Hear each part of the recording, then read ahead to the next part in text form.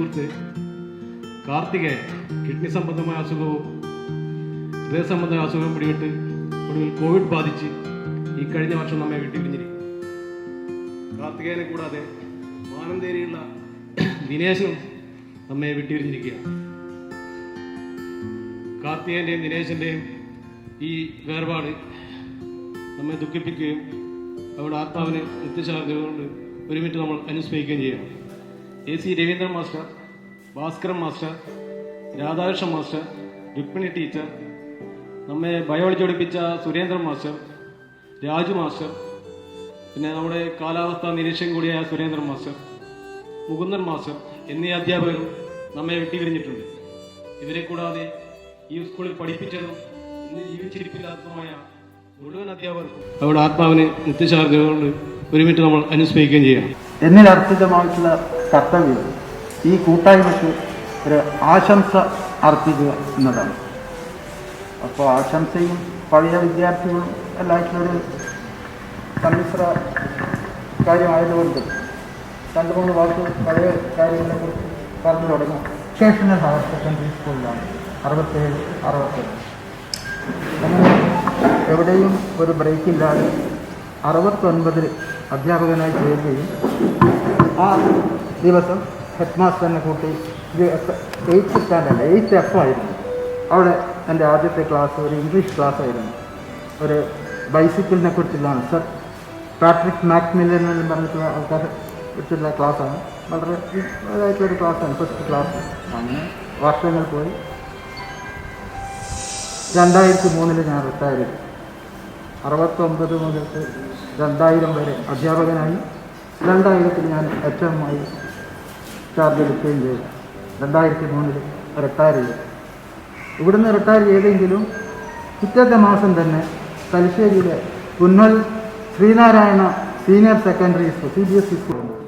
അപ്പോൾ അതിൽ നിന്ന് നിങ്ങൾക്ക് അന്നത്തെ വിദ്യാർത്ഥികളുടെ ഒരു സാഹചര്യം ഊഹിക്കാവുന്നതേ ഉള്ളൂ. കാരണം വിശന്നിട്ടായിരിക്കും ക്ലാസ്സിലൊക്കെ വരുന്നത്, ഭക്ഷണം ഉണ്ടാവില്ല. ഇന്ന് എന്തെല്ലാം സൗകര്യങ്ങളാണ് പല എല്ലാ ഗവൺമെൻറ്റുകളും കുട്ടികൾക്കൊക്കെ ചെയ്തിട്ട് നമ്മൾ ഇന്നത്തെ കുട്ടികൾ വളരെ ഭാഗ്യവാന്മാരാണ്. മറ്റ് വിനോദ് കുമാർ,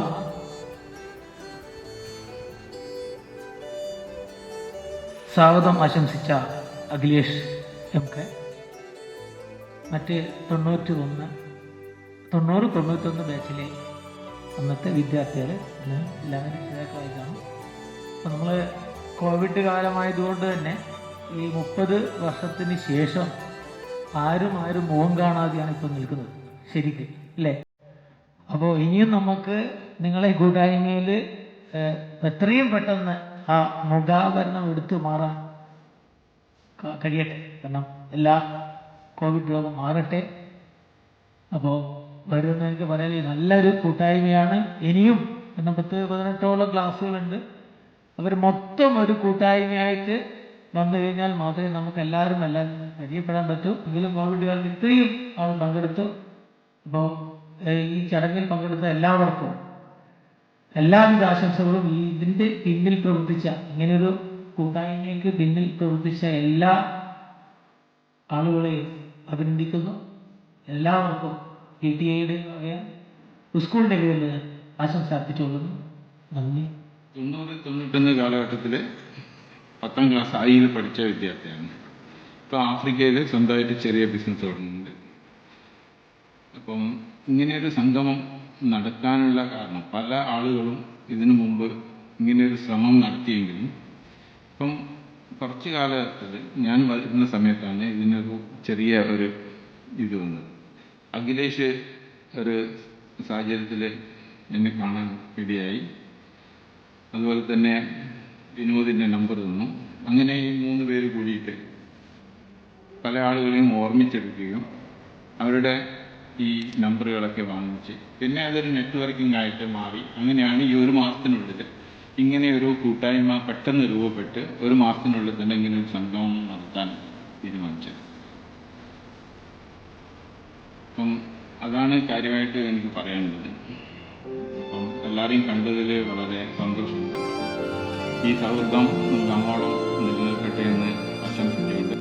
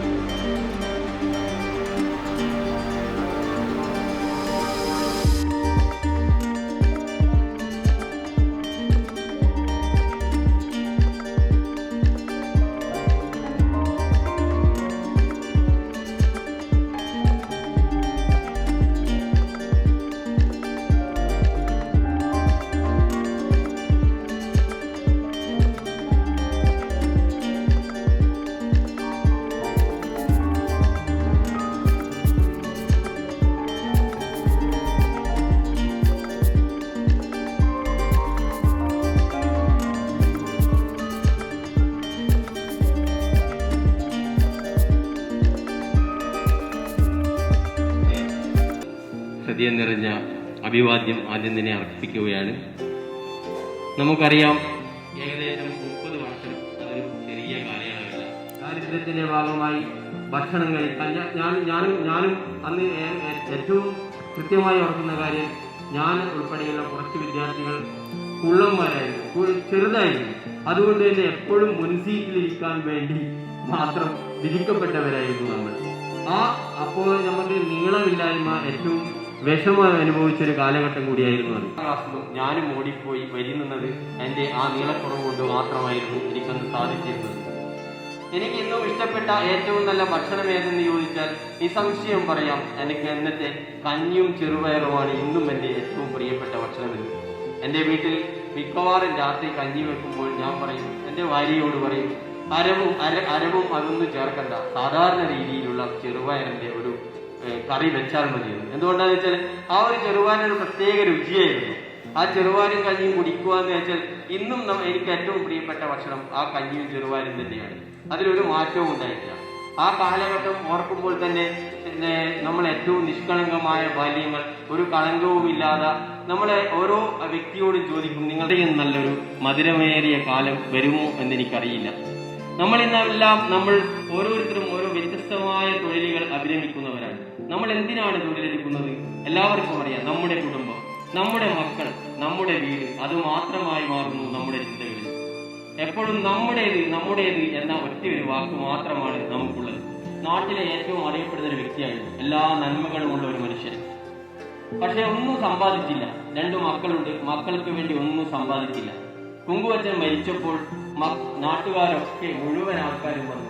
മക്കൾക്ക് മാത്രം പരാതി കുങ്കുവച്ചനെ പറ്റി. ഒന്നും സമ്പാദിച്ചില്ലല്ലോ, വെറും നല്ല പേര് മാത്രം. നല്ല പേര് കൊണ്ട് ഒരിക്കലും വയറ്റിലെ വിശപ്പടക്കാൻ പറ്റില്ലല്ലോ. അതുകൊണ്ട് തന്നെ കുങ്കുവച്ചനെ നാട്ടുകാർക്കൊക്കെ പ്രിയങ്കരനായിരുന്നെങ്കിലും അവരുടെ മക്കൾക്ക് ഒരിക്കലും കുങ്കുവച്ചൻ നല്ല അച്ഛനായിരുന്നില്ല. ആ നാടകത്തിലെ ഒരു ഡയലോഗ് ഞാൻ ഇവിടെ ഓർമ്മിക്കുകയാണ്. ആരാണ് ഈ കാലത്ത് നല്ല മനുഷ്യൻ എന്ന ഒരു ചോദ്യമുണ്ട്. അതിന് പറയുന്ന ഉത്തരമാണ് ഏറ്റവും രസകരം. അവനവന്റെ വീട് കാത്ത്, അവനവന്റെ കീശ കാത്ത്, അവിടെയും ഇവിടെയും തട്ടാതെ മുട്ടാതെ ഈ ലോകമൊന്നും ശരിയല്ലെന്ന പാട്ടും പാടി ഒത്തിരി കൊതിയും അതിലേറെ ചതിയുമായി ഒളിഞ്ഞു നടക്കുവാൻ അവനാണ് നല്ല മനുഷ്യൻ. ഈ നാടകത്തിലെ വാചകം എപ്പോഴും ഞാൻ ഓർമ്മിക്കും. അത് തന്നെയല്ലേ നമ്മൾ ഇപ്പോൾ കണ്ടുകൊണ്ടിരിക്കുന്നതും. എല്ലാവരും സ്വന്തം കാര്യങ്ങൾ, സ്വന്തം മക്കൾ, സ്വന്തം വീട്, അതിലുപരി സ്വന്തം തൊട്ടടുത്തുള്ള ഒരു അയൽക്കാരനെ അല്ലെങ്കിൽ നമ്മുടെ സുഹൃത്തിന്റെ വേദനകൾ മനസ്സിലാക്കാതെ പോകുന്ന ഒരു കാലഘട്ടമാണ് ഇന്നുള്ളത്. ഇനിയെങ്കിലും നമുക്ക് ഈ കൂട്ടായ്മയിലൂടെ ഒരുപാട് മുന്നേറേണ്ടതുണ്ട്. പിന്നീട് ഇലക്ട്രോണിക്സിന്റെ IT കോഴ്സ് ചേർന്നു. പിന്നീട് അതുമായി ബന്ധപ്പെട്ട് ഇലക്ട്രോണിക് സർവീസൊക്കെ ആയി ബന്ധപ്പെടുമ്പോഴാണ് കേബിൾ TV എന്നൊരു ആശയം വന്നത്. അങ്ങനെ കേബിൾ TV മേഖലയിലേക്ക് ഒരു രീതിയിൽ ചെറിയൊരു നെറ്റ്വർക്ക് ഉണ്ട്. ബ്രോഡ്ബാൻഡ് കണക്ഷനും കൊടുക്കാൻ തുടങ്ങിയിട്ടുണ്ട്. കേരളത്തിന്റെ വീടിലേക്കുള്ള അടുത്ത് തന്നെയാണ് പാങ്ങാട് താമസം.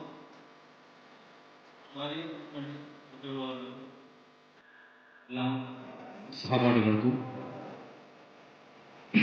എൻ്റെ അഭിവാദ്യങ്ങൾ.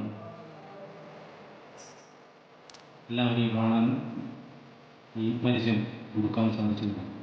എല്ലാവർക്കും എൻ്റെ സ്നേഹാന്വേഷണം.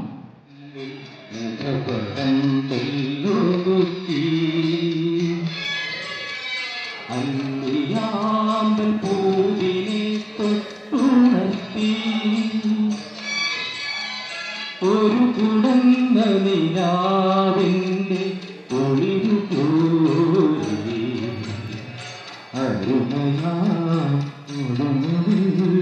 കുടനാടാറോ മെല്ലെ മെല്ലെ മുഖപടം തെല്ലുകുത്തി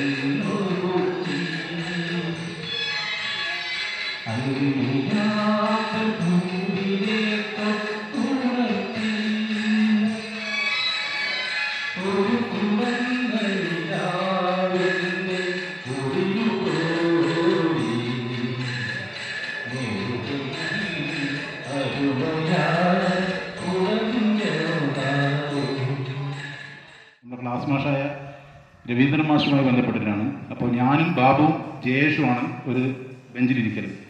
അപ്പോൾ അന്നേ എനിക്ക് ചിരി കുറച്ച് ഓവറാണ്. എനിക്ക് മാത്രമല്ല നമ്മുടെ പ്രായക്കാർക്കെല്ലാം കുറച്ച് ചിരി ഓവറാണല്ലോ അതിന്. അങ്ങനെ രവീന്ദ്രൻ മാഷ് പറയുമ്പോൾ ഒരു ചെറിയൊരു അബദ്ധം പറ്റിപ്പോയി. അതായത് ചന്തുമേനോന്റെ ഇന്ദുരേഖ എന്ന് പറയേണ്ടതിന് പകരം ഇന്ദുമേനോന്റെ ചന്തുരേഖ എന്ന് പറയും. അബദ്ധത്തിന് പറ്റി. ക്ലാസ് മൊത്തം ചിരിച്ചു. ഫ്രണ്ട്സിൽ മറ്റേ ശ്രീനിവാസൻ ചിരിച്ച മാതിരി ഞാനും ബാബുവും ജയേഷും കൂടി ചിരിക്കാൻ തുടങ്ങി. ക്ലാസ് മൊത്തം ചിരി നിന്നിട്ടും നമ്മൾ ചിരിച്ചുകൊണ്ടിരിക്കുകയാണ്. സാറാകെ ദേഷ്യപ്പെട്ട് ആകെ ഒരു വല്ലാത്തൊരു ദേഷ്യപ്പെട്ട് നമ്മൾ ഭയങ്കര ചൂടായി. എന്നിട്ട് പറഞ്ഞ് നിങ്ങളെ പുസ്തകത്തിൽ റെഡ് കൊണ്ട് വരയ്ക്കുന്നു പറഞ്ഞു. അപ്പോൾ നമുക്കറിയില്ല, ആകെ പേടിയായി. എന്താ ചെയ്യേണ്ടത്, നമ്മളിങ്ങനെ ഡിസ്കസ് ചെയ്യും എന്താ ചെയ്യും ഇപ്പോൾ. അങ്ങനെ പറഞ്ഞ് നമുക്ക് ഈ ഉച്ചക്ക് പോയിട്ട് മാഷോട് മാപ്പ് പറയാം. അങ്ങനെ ഉച്ചക്ക് നമ്മൾ ലാബിലേക്ക് പോയി. ലാബിലേക്ക് പോകുമ്പോൾ എന്ന അവസ്ഥ വീണ്ടും നമുക്ക് ഈ ചിരി വന്നു. അപ്പോൾ നമ്മളെന്താ വെച്ചാൽ എനിക്ക് പോയിട്ട് ചിരിച്ചാൽ ചോപ്പിലല്ല പേപ്പർ ബുക്ക് തന്നെ തിരിച്ചടി നിന്നത്. അങ്ങനെ ആവും. ഞാൻ പറഞ്ഞു എനിക്ക് പോണ്ട, പോയി കഴിഞ്ഞാൽ ഒരു പ്രശ്നമാവും, പിന്നെ അവിടെ പോയിട്ട് ഇൻസൾട്ട് ചെയ്യുന്നതെന്ന് തോന്നുന്നു, അതുകൊണ്ട് നമുക്ക് പോവാം, ചോപ്പ് വരക്കാൻ വരക്കട്ടെ എന്ന് പറഞ്ഞു. SSLC ബുക്ക് കിട്ടിയ ഉടനെ ആദ്യം നോക്കിയത് എവിടെയും ചോപ്പ് വരയുണ്ടോന്നാണ്. പക്ഷെ ഭാഗ്യത്തിന് ചോപ്പ് വരയുന്നുണ്ടായിരുന്നില്ല. അത് നമ്മളെ പേടിപ്പിക്കാൻ വേണ്ടി മാഷം എന്ന് പറഞ്ഞതാണ്. അതാണ് ആ ഒരു ഭയങ്കര ഒരു ഓർമ്മ. അങ്ങനെ പാട്ടുകാരനൊന്നുമില്ല, പക്ഷെ കുറച്ച് തൊലിക്കട്ടി കൂടുതലില്ലാന്ന് ലാലുവിനെല്ലാം അറിയാം. ഞാൻ കുറച്ച് CKG ആയിട്ട് ബന്ധപ്പെട്ടൊക്കെ വർക്ക് ചെയ്തിരുന്നു ആ സമയത്ത്. അതുകൊണ്ട് പാട്ടുകാരനൊന്നുമില്ല, അതുകൊണ്ട് ഞാൻ ചെറുങ്ങനെ പാടാം. നെഞ്ചിലുതിർന്നു മുന്നാഴി കനവ് തേനാലും സാന്ത്വനമായി ആലോലം കാറ്റ് സന്ധ്യാരാഗവും തീരവും വേർപിരിയും വേളയിൽ എന്തിനിന്നും വന്നു നീ പൂന്തിങ്കളെ തൂമഞ്ഞിൻ നെഞ്ചിലൊതുങ്ങി മുന്നാഴി കനവ് തോർത്തുനിന്ന കടമ്പിലെ പുഞ്ചിരിപ്പൂമൊട്ടുകൾ ആരാമപ്പന്തലിൽ വീണുപോയെന്നോ മധുര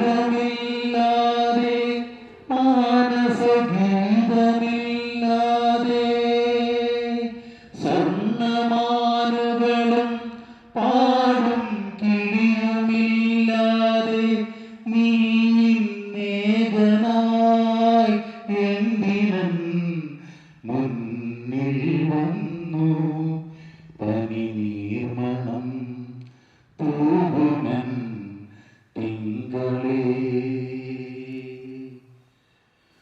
തൂമഞ്ഞിൻ നെഞ്ചിലൊതുങ്ങി മുന്നാഴിക്കനവ് കണ്ടുവന്ന കിനാവിലെ കുങ്കുമപ്പൂമൊട്ടുകൾ. നമ്മുടെ ക്ലാസ്സിലെ ശ്രീജീഷും കൂടിയേ ഉള്ളൂ. എന്നാലും കുഴപ്പമില്ല. ഞാനിപ്പോൾ സെയിൽ ടാക്സിൽ വർക്ക് ചെയ്യുന്നു കാസർഗോഡ്. ഭാര്യ ഒരു മോളുണ്ട്. അവിടെ ഒന്നിച്ചിരിക്കാനും ഒന്ന് കാണാനും എനിക്ക് മാത്രമേ മോഹം ഉണ്ടായിരുന്നുള്ളൂ എന്നാണ് ഞാൻ കരുതിയത്. ഞാൻ ആദ്യം ബസ്സിൽ കണ്ടക്ടറായിട്ട് പോയതാണ്. ഒട്ടുമിക്ക ആളുകളെയും എനിക്ക് പരിചയമുണ്ട്, കുറച്ചാളുകളെ എനിക്ക് പരിചയമില്ലാണ്ടുള്ളൂ. അങ്ങനെ അഖിലേഷിനെ കണ്ടുമുട്ടിയപ്പോഴാണ്, അഖിലേഷ് വിളിക്കാറുണ്ട്. അപ്പോൾ അഖിലേഷിനുമായിട്ട് സംസാരിച്ചപ്പോൾ ഞാൻ പറഞ്ഞപ്പോൾ ഒരു പോസിറ്റീവായ മൈൻഡ് വന്നത് ആദ്യം അഖിലേഷിൽ നിന്നാണ്. അപ്പോഴത്തേക്കാണ് രൂപേഷിൻ്റെ വരവും, രൂപേഷ് എന്നെ വിളിക്കലും. അങ്ങനെ ഈ കൂട്ടായ്മ രൂപീകരിക്കാൻ തുടങ്ങിയ മുതൽ നമുക്ക് പറ്റിയ ഒരു അനുഭവം എന്താണെന്ന് വെച്ച് കഴിഞ്ഞാൽ, പിന്നെ ഞാൻ കരുതിയെല്ലാം തെറ്റിപ്പോയി. കാരണം വെച്ചാൽ നമ്മളെ ആ കാലഘട്ടത്തിലെ കുട്ടികൾ ഓരോരുത്തർ വിളിക്കുമ്പോൾ അവർ പറയുന്നതെന്ന് വെച്ചാൽ നമ്മളെ കാണി എത്രയോ മടങ്ങ് ആ കാലഘട്ടത്തിലെ സൗഹൃദങ്ങളെ സ്നേഹിച്ചവരാണ് ഈ കൂട്ടത്തിൽ ഇരിക്കുന്ന ഓരോരുത്തരും പറഞ്ഞപ്പോൾ വളരെ സന്തോഷമായി. നമ്മൾ ഓർമ്മക്കൂട്ട് എന്ന ഈ കൂട്ടായ്മയുടെ ഭാഗമായിരിക്കുകയാണ്. അപ്പോൾ എന്ന് പറഞ്ഞാൽ നമ്മൾ ഇന്ന് മുതൽ ഈ ക്ലാസ്സിലെ കുട്ടികളായി മാറിയിരിക്കുകയാണ്. എൻ്റെ വീട് നിങ്ങൾക്കെല്ലാം ഒരുപാട് അറിയിക്കാം. ഒരുപാട് ആൾ പണ്ട് സ്കൂൾ പഠിക്കുമ്പോൾ എൻ്റെ വീട്ടിൽ വന്ന് നമ്മളെല്ലാവരും എൻ്റെ ഓലപ്പൊരയായിരുന്നു. ആ ഓലപ്പൊരയിൽ ഒരുപാട് ആളുകൾ ഇല്ലത് കഞ്ഞി. ഞാൻ സുഹിത്ത് ഇപ്പോൾ നമ്മൾ മിസ് ചെയ്യുന്നുണ്ട്. സുഹിത്ത് എൻ്റെ ഏറ്റവും വലിയ ഫ്രണ്ടായിരുന്നു. അപ്പോൾ ഓൻ എൻ്റെ വീട്ടിൽ നമുക്ക് കഞ്ഞിയും ഇതെല്ലാം ഉണ്ടാകുകയില്ല, അത് നമ്മൾ കുടിച്ചിട്ടുണ്ട്, ഒന്നിച്ച് കുടിച്ചിട്ടുണ്ട്. അപ്പോൾ ഇന്ന് മുതൽ അങ്ങോട്ട് നമ്മളെല്ലാവരും ഓർമ്മ കൂടുക എന്ന ഈ കൂട്ടായ്മയുടെ ഭാഗമാണ്. അതുകൊണ്ട് നാളെ ഞാൻ എൻ്റെ വാട്സപ്പ് ഗ്രൂപ്പിൽ വോയിസ് ഇടുമ്പോൾ എടാ അതെനിക്ക് അറിയില്ലല്ലോ, ഇതേതാണ് വിനോദം എന്ന് പറയുന്നൊരു ഉണ്ടാകാൻ പാടില്ല. അതുകൊണ്ടാണ് ഞാൻ എന്നെ തന്നെ സ്വയം പരിചയപ്പെടുത്തുക. എന്നും നമ്മുടെ മനസ്സിൽ ആ ഓർമ്മകളെ എന്നും അവശേഷിച്ചിരിക്കുകയാണ്. കാരണം എന്ന് വെച്ചാൽ ഒരിക്കലും ആ കാലഘട്ടത്തിലേക്ക് നമുക്കത് തിരിച്ചു പോകാൻ കഴിയില്ല എന്ന സത്യം നമുക്ക് എല്ലാവർക്കും അറിയാം. പക്ഷേ ഇന്നിവിടെ മാഷ മുമ്പിലും നിങ്ങളെല്ലാവരും കൂടിയിരിക്കുമ്പോൾ ആ കാലഘട്ടത്തിലെ ഓർമ്മകളിലേക്കെങ്കിലും നമ്മുടെ മനസ്സിനെ കൊണ്ടുചെന്നെത്തിക്കാൻ നമുക്ക് സാധിച്ചിട്ടുണ്ട്. അതുപോലെ ചില ഓർമ്മകൾ അനക്കുന്നുണ്ട്. എന്ന് വെച്ചാൽ ഈ സ്റ്റേജിന് മുമ്പിൽ നിൽക്കുമ്പോൾ നമ്മളെ പ്രിയപ്പെട്ട ഒരു കൂട്ടുകാരനുണ്ട്, ബിജു അണിയേരി. 5ാം ക്ലാസ് മുതൽ 10ാം ക്ലാസ് വരെ പ്രച്ഛന്ന വേഷത്തിൽ കുഷ്ഠരോഗിയായി മാത്രം അഭിനയിച്ച് സമ്മാനം വാങ്ങിയ ഒരാളുണ്ട്. അത് ബിജു അണിയേരിയാണ്, നമ്മുടെ ഗ്രൂപ്പിലെ മെമ്പറാണ്. രാധാകൃഷ്ണൻ മാഷ് വന്നിട്ടാകുമ്പോൾ വെച്ചാൽ കണക്കിന്റെ നോട്ട് കൊണ്ടുവന്നിട്ടില്ലെങ്കിൽ ഭയങ്കര പ്രശ്നമായിരിക്കും. അപ്പൊ നോട്ടുണ്ട്, ഞാൻ എൻ്റെ നോട്ടുണ്ടായില്ല എന്ന് അപ്പോൾ പുറത്തോടുന്നത്. അപ്പോൾ ചുമരിന് കൂട്ടിയിട്ട് ഒരു തള്ളുണ്ട് മാഷ്. അങ്ങനത്തെ ഒരു അനുഭവം സത്യം പറയാനായിട്ടില്ലേ. പിന്നെ KSUവിന്റെ യൂണിറ്റ് സെക്രട്ടറി ആയിട്ടുള്ള ഞാൻ കുറെ കളിച്ച്. അപ്പോൾ എന്ന് വെച്ചാൽ അത് ക്ലാസ്സിലിരിക്കണ്ടല്ലോ. അപ്പോൾ ഒരു പെർമിഷനും മേടിച്ചിട്ട് അപ്പം എന്ത് ചെയ്യും, നേരെ പിന്നെ ഫസ്റ്റ് പീരീഡ് ഇരിക്കും. മുഹമ്മദ് ഹാഷ് വന്നിട്ടാകുമ്പോൾ 10th പഠിച്ചേ. അപ്പോൾ മുഹമ്മദ് ഹാഷ് വന്നിട്ടാകുമ്പോൾ മുമ്പിലവിടെ ഇരുന്ന് കുറച്ച് കഴിയുമ്പോൾ നേരെ അടുത്ത സെക്കൻഡ് പീരീഡ് പോയാൽ പിന്നെ അങ്ങ് പുറത്തിറങ്ങും. എന്നിട്ട് മറ്റേ ഇലക്ഷൻ പറക്കും എന്നെല്ലാം പറഞ്ഞിട്ട് പിന്നെ ആലപ്പുറത്ത് പോയിട്ട് ഇളന്നർ പറക്കും. ഇതെല്ലാം നമ്മുടെ പരിപാടി. സത്യം പറഞ്ഞാൽ ജീവിതത്തിൽ പിന്നെ ഒന്നുമില്ല, ശരിക്കും മണ്ടനായി ജീവിച്ചു സത്യം പറയാൻ ഞാനല്ലോ. അപ്പം ബാക്കിൽ ഇരിക്കാൻ ഏറ്റവും കൂടുതൽ ഇഷ്ടം. പിന്നെ അതൊക്കെ കഴിഞ്ഞ് പിന്നെ സ്കൂൾ വിട്ടപ്പോൾ വെച്ചാൽ പിന്നെന്താ ചെയ്യുക. അപ്പോൾ വീട്ടിൽ പ്രാരാബ്ദം കാര്യമെല്ലാം നോക്കുമ്പോൾ അപ്പം 2 പെങ്ങന്മാരുണ്ടായിരുന്നു. അപ്പോൾ അവർ കല്യാണം കഴിഞ്ഞിട്ടില്ല. അപ്പോൾ പിന്നെ പെയിന്റിന്റെ പണിക്ക് ഇറങ്ങി കുറച്ച് കാലം ഇങ്ങനെ ചെയ്തുകൊണ്ടിരിക്കുമ്പം പിന്നെ തോന്നി ഡ്രൈവിംഗ് ഓടിക്കണമെന്നൊരാഗ്രഹം. അങ്ങനെ ഡ്രൈവിംഗ് ഓടിക്കാൻ വേണ്ടിയിട്ട് പിന്നെ ലോറിയിൽ പോയിട്ട് നോക്കുമ്പോൾ ഡ്രൈവർ അങ്ങനെ ഒരു ഡ്രൈവിംഗ് ഒന്നും സ്റ്റിയറിംഗ് പോലും തൊടുകാൻ തരുന്നില്ല. അങ്ങനെ കുറേ അന്നപ്പോൾ ഇത് പോയിട്ട് കാര്യമൊന്നുമില്ല, ഇനി ലോഡിങ്ങിന് പോകാമെന്ന്. അപ്പോൾ ലോഡിങ്ങിന് ചെങ്കൽമണ്ടിയിൽ കുറേ കാലം പോയി. അങ്ങനെ ചെങ്കൽമണ്ടി ഒരു 5-6 വർഷം ജോലി എടുത്തതിന് ശേഷം കൈക്ക് ചെറിയൊരു കംപ്ലൈൻറ്റ് വന്നു. പിന്നെ ഈ കല്ലിൻ്റെ ഇതെല്ലാം പണിയെടുത്ത് എന്തോ കൈക്ക് ഇതായിട്ട് മണിപ്പാലിന് ഓപ്പറേഷൻ ചെയ്ത് അങ്ങനെയെല്ലാം ആയി. പക്ഷേ എങ്കിൽ ഇത് ചെതലിരിക്കുന്ന ഒരു സാധനമല്ല, നമ്മൾ സൂക്ഷിച്ചാൽ നിൽക്കൂ. അതാണ് നമുക്ക് മനസ്സിലാക്കാൻ പറ്റുന്നത്. ഇതിൻ്റെ അകത്തിൻ്റെ ഓരോ എഴുത്ത് നമ്മുടെ ടേബിളോ അവതരിപ്പിക്കലുണ്ടായിരുന്നു. അപ്പോൾ ചളിവരുണ്ട ജീവിതം ഇവിടെ അവസാനിക്കുകയാണ് പോലെ ഷാജി നമ്മൾ ഓരോരുത്തർ എഴുതി അതിങ്ങനെ മറച്ചു നോക്കുമ്പോൾ ജീവിതത്തിൽ ഭയങ്കര ഒരു അനുഭവമാണ് സത്യം പറഞ്ഞത്. ശരിക്ക് അറിയില്ല. ഞാൻ 3 വർഷം ക്ലാസ്സിലും 10th പിന്നെ കല്യാണം കഴിഞ്ഞു, 2 മക്കളാണ്. മഴയേറ്റു മുറ്റത്തിറങ്ങി നിൽപ്പു മരണമൊരു തുള്ളിയായി അണുപ്രഹരമായി. മഴയേറ്റു മുറ്റത്തിറങ്ങി നിൽപ്പു മരണമൊരു തുള്ളിയായി അണുപ്രഹരമായി. ഉപ്പു കല്ലൊന്നെടുത്തുപ്പു നോക്കൂ, കടൽ കണ്ണീരിനുപ്പിൻ ചവർപ്പിറക്കൂ. ഉപ്പു കല്ലൊന്നെടുത്തുപ്പു നോക്കൂ, കടൽ കണ്ണീരിനുപ്പിൻ ചവർപ്പിറക്കൂ. പകയുണ്ട് ഭൂമിക്ക് പുഴകൾക്ക് മലകൾക്ക്, പുക തിന്ന പകലിനും ദ്വേഷമുണ്ട്. പകയുണ്ട് ഭൂമിക്ക് പുഴകൾക്ക് മലകൾക്ക്, പുക തിന്ന പകലിനും ദ്വേഷമുണ്ട്. ദുരമുത്തു നമ്മൾക്ക് പുഴ കറുത്തു, ചതിമുത്തു നമ്മൾക്ക് മല വെളുത്തു.